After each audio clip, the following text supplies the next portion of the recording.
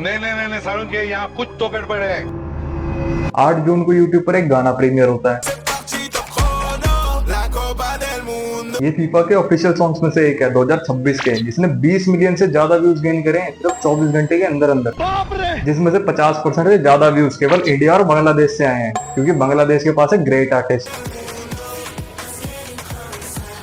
कुछ सेकंड के लिए भाई अपना सेंटर में आया, उसमें भी उसने अपने देश को रिप्रेजेंट कर दिया बड़ी ही खूबसूरती से। और इसीलिए मैं कह रहा हूँ कि बांग्लादेश के पास है संजय और हमारे इंडिया के पास है गंडवे। जी हाँ, इस साल अपने देश का युवा अपनी अनएम्प्लॉयमेंट से भी ज्यादा एक औरत को इंटरनेट पे डिफेंड करने में लगा हुआ है। नौरा live in India now my next whole life. इतना शौक मुझे ये जानकर नहीं लगा कि नौरा सिंगर भी है, जितना इन मुठलों के कमेंट पढ़ के लगा। और ये एक ऐसी औरत के पीछे लड़ रहे हैं जो कि खुद को इंटरनेशनल आर्टिस्ट कहती है, जिन्हें इंडियंस के अलावा कोई झांट नहीं पूछता। 2 दिन अपनी गाना ना बढ़ गए तो वो भी वैलिडेशन सारा खत्म होने लगता है। चलो बताओ, इसने बोतल हाथ में क्यों पकड़ी हुई है?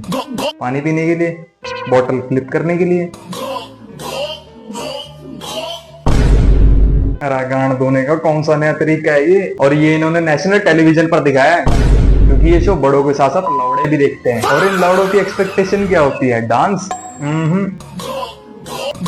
और वैसे भी ये फेमस अपने डांस की वजह से नहीं हुई है, किसी और ही वजह से हुई है। इसलिए इंस्टाग्राम पर इसका नाम सर्च करो तो कुछ ये आता है। अरे अरे लोड होश में आओ भैया।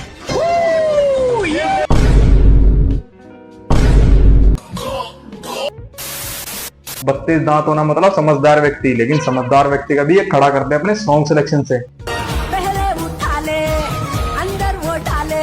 अरे या किस कोठे वाले से लिखवा लिया लिरिक्स, इससे बड़े किसी मुर्दे से ही लिखवा लेते, कम से कम इसके एग्जिस्टेंस पे सवाल तो नहीं उठता। पहले उठा ले, यहाँ दारू की बात हो रही है, कोई डबल मीनिंग नहीं। अंदर वो डाले। अरे इतना स्पेसिफिकेशन क्यों दे रही है? अब अगर दारू खाई है तो मुंह में ही डालेगा, या अंदर अंदर क्या है? चूसेगा या चाटेगा, जो करेगा चाटेगा बूट लीकिंग। अरे बनाने वाले से ज्यादा ये कौन भोसड़ी वाले हैं जो इसको डिपेंड कर रहे हैं इंटरनेट पर। तुम कौन सी तपस्या में लीन रहते हो? I told the director this is gonna get a lot of backlash. When I'm on set shooting for the song, I'm relying on the filmmakers to translate the song, and that is what I go by. Okay, when they're translating the song, nothing seemed inappropriate or vulgar when they were translating the song to me. But then again, I don't understand Kannada, so I'm just relying with whatever. इतना औरतें ration card इस्तेमाल नहीं करती जितना ये victim card कर ले, और ये पहली बार हुआ होता तो मान भी लेते।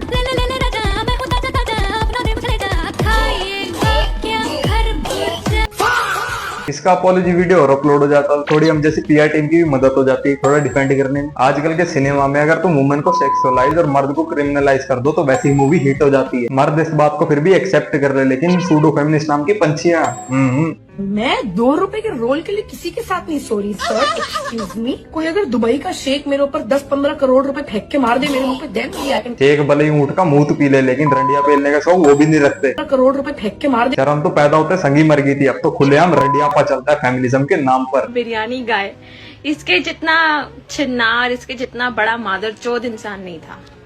A few moments later. जब तुम्हारे जेब में होगी मोटी गड्डी, तब हर लड़की बोलेगी आओ खोल दो मेरी चड्डी। गड्डी चड्डी, इतना तो नर्सरी की पोएम राइम नहीं करते जितनी सूडो फेमिनिस्ट की पोएम्स कर जाती है। ये पोस्ट करती है और डिफेक्टिव शुक्राणु से पैदा हुए चूतिए से देखना पसंद भी करते हैं। ये जो 370 रुपए की बिरयानी वाली स्टोरी सुनी, अब ना बेटा वो पैड्स है ना जो पीरियड्स के, वो भी 370 रुपए से महंगे होते हैं। लेकिन वो सब्सक्रिप्शन तो आ ही जाएगा 299। और ज्ञान दे भी कौन रहा है? अरे इतनी तो सौरभ जोशी की होम टूर की वीडियो नहीं पड़ी है इंटरनेट पर जितनी इसकी बॉडी टूर की पड़ी है। पिछले 3 हफ्ते से मुझे लोग रंडी बुला रहे हैं। अब कोई कर्म करे और उसका फल भी ना मिले, ऐसा कैसे हो सकता है? इनका फेमिनिज्म काफी इंटरनेशनल लेवल का है, जो कि मैं शार्क टैंक पर भी दिखता है। Who's the CEO of the business? I am the CEO. She's the CEO. Why are you the CEO? Why not? Why not? Patriarchy is the cause for climate change. It is the men in this world that it's men who have driven climate change, and they are entirely and totally responsible for the chaos. 3 औरतें और कर भी रही podcast है, तुम्हें वैसे ही समझ जाना चाहिए बड़े भयंकर लेवल का फेमिनिज्म पेला जाएगा। It's men who have driven climate change. अभी तो सिर्फ ग्लोबल वार्मिंग के कारण मर्दों को ठहराया है, आने वाले सालों में कहीं बर्फ पानी तूफान हर चीज का मर्दों का ठहरा दे। रियल फेमिनिज्म इक्वालिटी की तरफ भागता है, ना कि किसी एक जेंडर को सुप्रीम बताने में। बाकी मिलते हैं एक और वीडियो में। Thanks for watching.